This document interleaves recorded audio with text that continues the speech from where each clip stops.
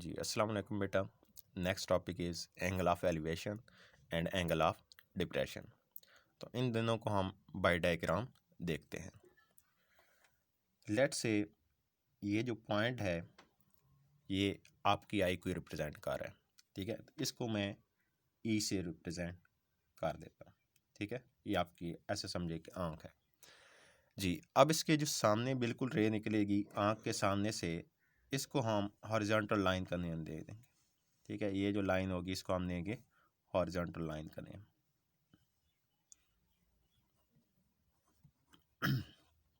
हाँ जी।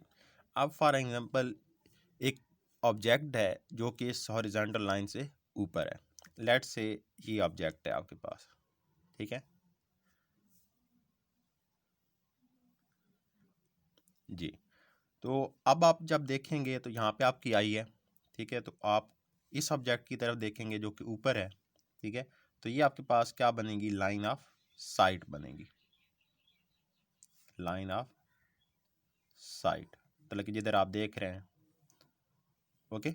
तो अब आपको क्या करना, आँख मतलब कि थोड़ा सा ऊपर देखना पड़ेगा, ठीक है, क्योंकि जो ऑब्जेक्ट है वो आपके पास हॉरिजॉन्टल लाइन से ऊपर है, ठीक है। तो फिर यहाँ पे जो एंगल बनेगा हॉरिजॉन्टल लाइन से लाइन ऑफ साइड की तरफ, इसको आप क्या बोलेंगे, एंगल ऑफ एलिवेशन।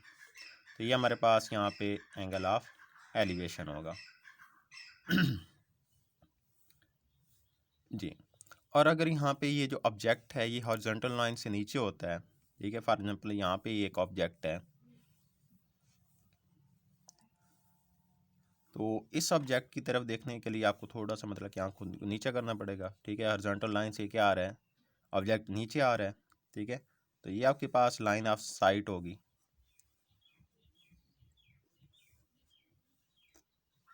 ठीक है। तो अब हॉरिजॉन्टल लाइन से नीचे आ रही है लाइन ऑफ साइट, ठीक है। जब हॉरिजॉन्टल लाइन से नीचे लाइन ऑफ साइट होगी या हॉरिजॉन्टल लाइन से नीचे ऑब्जेक्ट होगा, तो उस एंगल को आप क्या बोलेंगे, एंगल ऑफ डिप्रेशन। तो ये हमारे पास यहाँ पे जो एंगल बनेगा इसको हम बोलेंगे एंगल ऑफ डिप्रेशन, ओके। तो थोड़ा सा डिफरेंस है, अगर हॉरिजॉन्टल लाइन से ऊपर ऑब्जेक्ट होगा तो आप उसे बोलेंगे, वहाँ पे जो एंगल बनेगा उसे एंगल ऑफ एलिवेशन, और जो अगर ऑब्जेक्ट हॉरिजॉन्टल लाइन से नीचे है तो फिर जो एंगल बनेगा उसको हम बोलेंगे एंगल ऑफ डिप्रेशन, ठीक है। हॉरिजॉन्टल लाइन आपने किसके हिसाब से लेने हैं, आई के लिहाज से लेनी है, ठीक है। बिल्कुल आई के सामने से जो रे निकलेगी उसे हम क्या बोलेंगे, हॉरिजॉन्टल लाइन बोलेंगे, ठीक है। तो इन जनरल हम कह सकते हैं कि एंगल ऑफ एलिवेशन क्या होगा, अगर आपके पास कोई हॉरिजॉन्टल लाइन है उससे ऊपर ऑब्जेक्ट है, ठीक है, तो उसके साथ जो एंगल बनेगा वो एंगल ऑफ एलिवेशन होगा।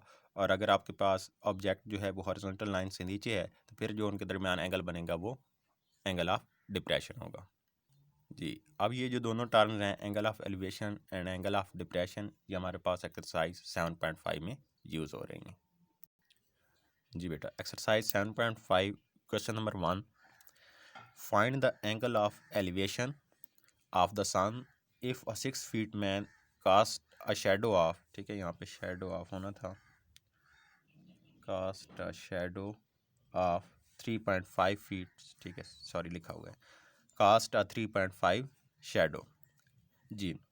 तो इसको पहले हम इसकी डायग्राम बना लेते हैं, ठीक है।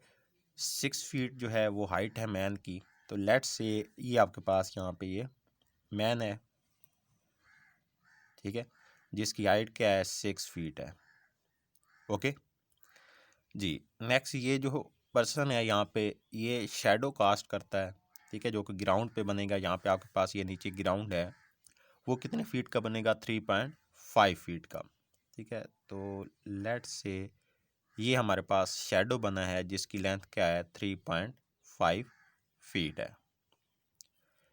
अब हमने फाइंड करना है कि जो सन है, ठीक है, लेट्स सपोज कि यहाँ पे ये सन है, ओके जी।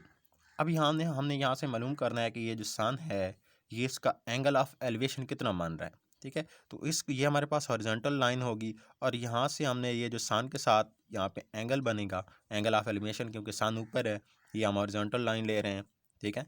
तो इस हॉरिजॉन्टल लाइन और सन के दरमियान जो एंगल बनेगा वो क्या होगा, एंगल ऑफ एलिवेशन होगा, ठीक है। तो यहाँ से हम ये लाइन ड्रा करते हैं, ठीक है जी, ये हॉरिजॉन्टल लाइन है, ठीक है। इस हॉरिजॉन्टल लाइन से ऊपर ऑब्जेक्ट है सन, ठीक है। तो इसलिए यहाँ पे जो एंगल बनेगा वो क्या होगा, एंगल ऑफ एलिवेशन होगा। और मैं लेट जो है इस एंगल ऑफ एलिवेशन को थीटा का नाम दे दूंगा। तो अब हमने ये जो थीटा है ये हमने फाइंड करना है। लेट से ये जो हमारे पास ट्राइंगल बन रही है इसको मैं नेम दे देता हूँ ए बी एंड सी का, ठीक है। बी पे हमारे पास जो एंगल बन रहा है ये 90 डिग्री है, ओके जी। तो फर्स्ट ऑफ ऑल हमने यहाँ पे लेट किया है एंगल ऑफ एलिवेशन को theta. Let angle of elevation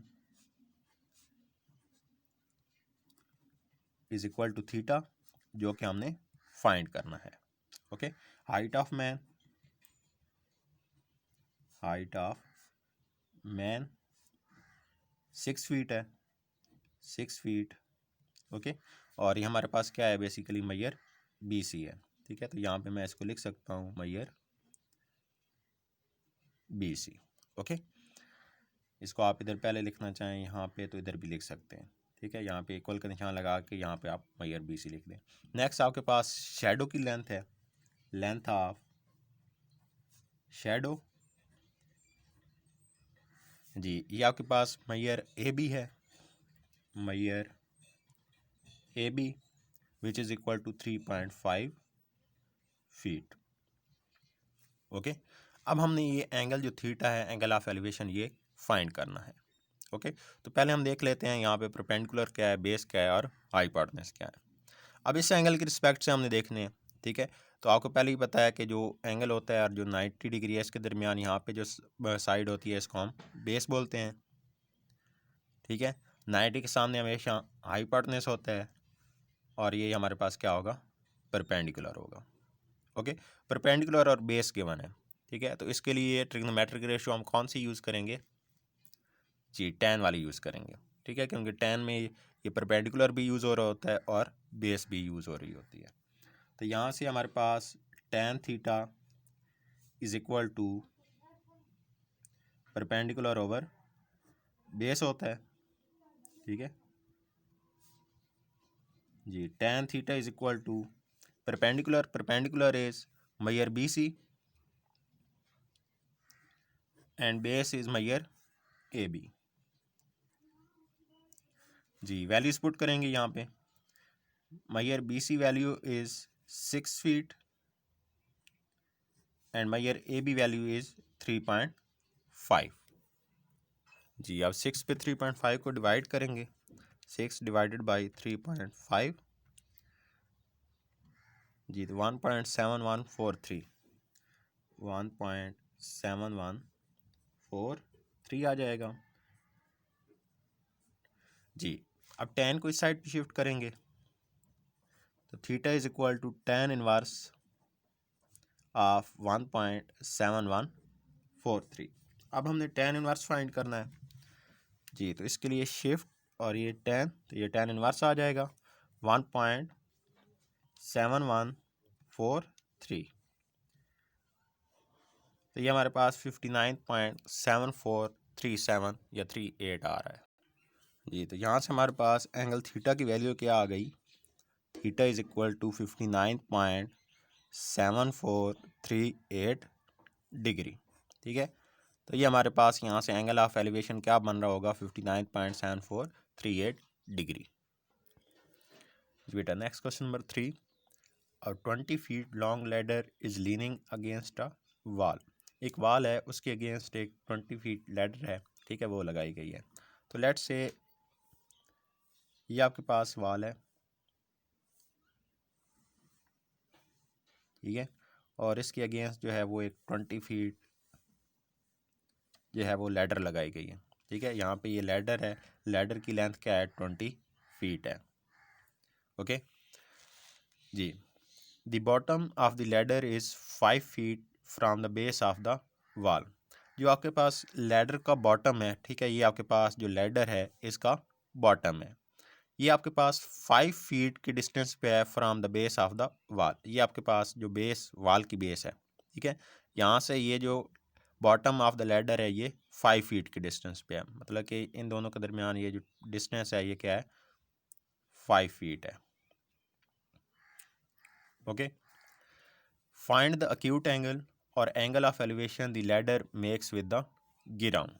ठीक है, तो ग्राउंड के साथ जो लैडर एंगल बना रही है, ठीक है, इसको हम एंगल ऑफ एलिवेशन बोलेंगे, वो हमने फाइंड करना है। तो लेट्स से मैं इसको थीटा का नाम दे देता हूँ जी। तो इस ट्रायंगल को ए बी सी का नाम दे देते हैं, ए बी एंड सी। ठीक है, बी पे आपके पास एंगल 90 डिग्री बन रहा है। ठीक है, तो इस एंगल की रिस्पेक्ट से हमने बेस, परपेंडिकुलर और हाइपोटेन्यूज लेना है। ठीक है, तो 90 और जो गिवन एंगल है इसके दरमियान, ठीक है, जो एंगल सॉरी फाइंड करना है उसके दरमियान जो एंगल होगा वो उस साइड को हम क्या बोलेंगे, बेस बोलेंगे। ठीक है, और 90 के सामने हमेशा आपके पास क्या होता है, हाइपोटेन्यूज होता है। ठीक है, और यहाँ से थीटा के सामने ये परपेंडिकुलर होगा जी। अब हमने लेट क्या किया था, let angle of elevation is equal to theta. ठीक है, और ये थीटा हमने फाइंड करना है जी। लेंथ ऑफ लैडर कितनी है, लेंथ ऑफ लैडर मतलब कि सीढ़ी की जो लेंथ है वो हमारे पास मैयर ए सी है, मैयर A C which is equal to 20 feet जी। नेक्स्ट जो बेस ऑफ वॉल है और आपके पास जो बॉटम ऑफ लैडर है उनके दरमियान जो डिस्टेंस है, distance between base of wall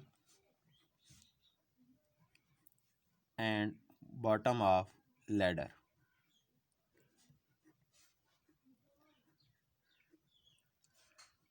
जी। ये आपके पास मैयर ए बी है, मैयर A B is equal to 5 feet. Angle of elevation हमने फाइंड करना है। बेस और हाइपोटेन्यूज हमको यहाँ पे गिवन है, तो बेस और हाइपोटेन्यूज के लिए हम कौन सी ट्रिग्नोमेट्रिक रेशियो यूज़ करेंगे यहाँ पे जी, कॉस थीटा यूज़ करेंगे। Since cos theta is equal to base over hypotenuse. Okay जी, यहाँ पे बेस हमारे पास क्या है, मैयर A B and hypotenuse is मैयर ए सी, मैयर ए सी। वैल्यूज पुट करेंगे, मैयर A B is equal to 5 and मैयर A C is equal to 20। Okay, तो 5/20 इज 0.25 जी। कॉस को शिफ्ट करेंगे तो ये कॉस इनवर्स ऑफ 0.25 आ जाएगा जी। तो कॉस इनवर्स फाइंड करते हैं, इसके लिए शिफ्ट और ये कॉस, तो ये कॉस इनवर्स आ गया 0.25 जी, 75.5225। तो थीटा से वैल्यू हमारे पास आ गई 75.5225 डिग्री। ओके, तो ये हमने एंगल ऑफ एलिवेशन फाइंड कर लिया है बिटवीन ग्राउंड एंड लैडर जी। तो ये क्वेश्चन डिफ़िकल्ट नहीं है, जस्ट आपने स्टेटमेंट को समझना है, डायग्राम बनानी है और फिर आप इजीली इन क्वेश्चन को सॉल्व कर सकते हैं। ठीक है, बाकी हमारे 3 क्वेश्चन रह गए हैं स्मार्ट सिलेबस के मुताबिक, तो वो इंशाल्लाह हम नेक्स्ट लेक्चर में करेंगे। It's all for today. दुआ में याद रखिएगा। अल्लाह हाफिज़ बेटा।